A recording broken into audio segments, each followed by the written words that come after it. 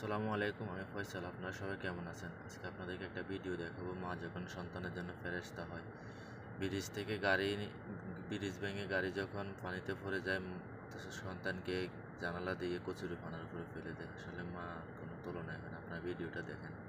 কোথায় আছে, কেমন আছে মা?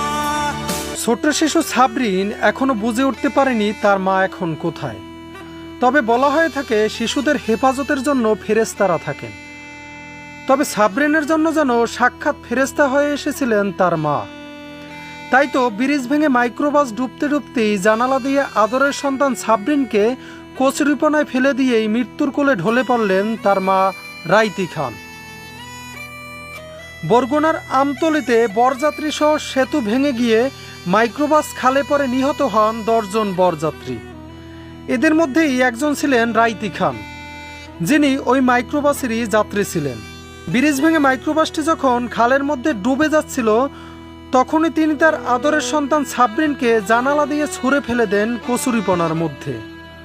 এদিকে পিছনের অটোতে থাকা সাবরিনের বাবা কোনোভাবে সাঁতরে ওঠেন তীরে। উঠেই তার চোখ পড়ে সেই কচুরিপানার দিকে। পরে তিনি তার সন্তানকে উদ্ধার করেন। সত্যি এ এক অলৌকিক ঘটনা। এ যেন সন্তানের প্রতি মায়ের ভালোবাসার এক দৃষ্টান্ত উদাহরণ। Desk report, Patuakhali news.